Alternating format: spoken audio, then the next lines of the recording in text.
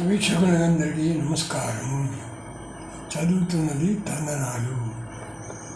అండగలిగిన వాడే బలవంతుడు, అండలేనివాడు నిస్సహాయుడే.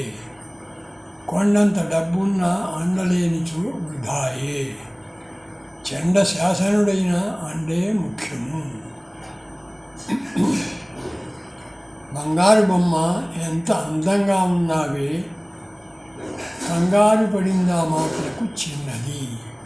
సింగారాన్ని చూచుకుని ఆనందించే రంగరంగా అంటూ మురిసిపోయింది.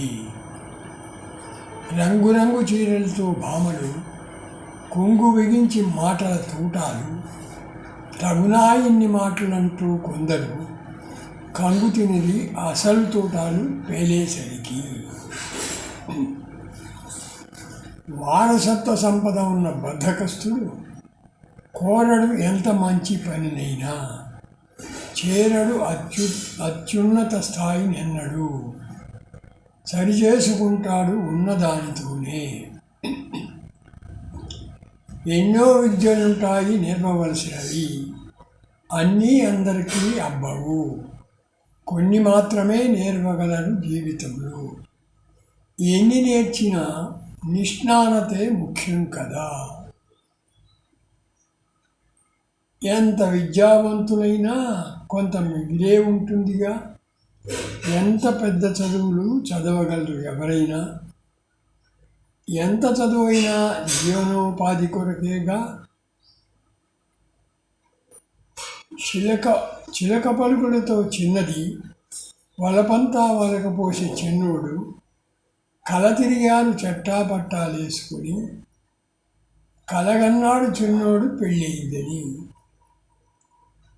చక్కని కవిత్వంతో ప్రజలను పులకింపజేయాలని మొక్కవైన దీక్షతో ప్రారంభించే చక్కని పదజాలంతో ఒక్క పేర ఆయన వ్రాయలేకపోయే. సూర్యోదయం కోసం ఎదురుచూపులు, కార్యక్రమాలు సాగించుటకు ఎర్రని రంగులో తూర్పున ఉదయించే బిరబిరా పనులు ప్రారంభించే జీవరాశి. పిల్లలేగా పునర్జన్మ, పిల్లలు లేని వారికి మరుజన్మ ఏది?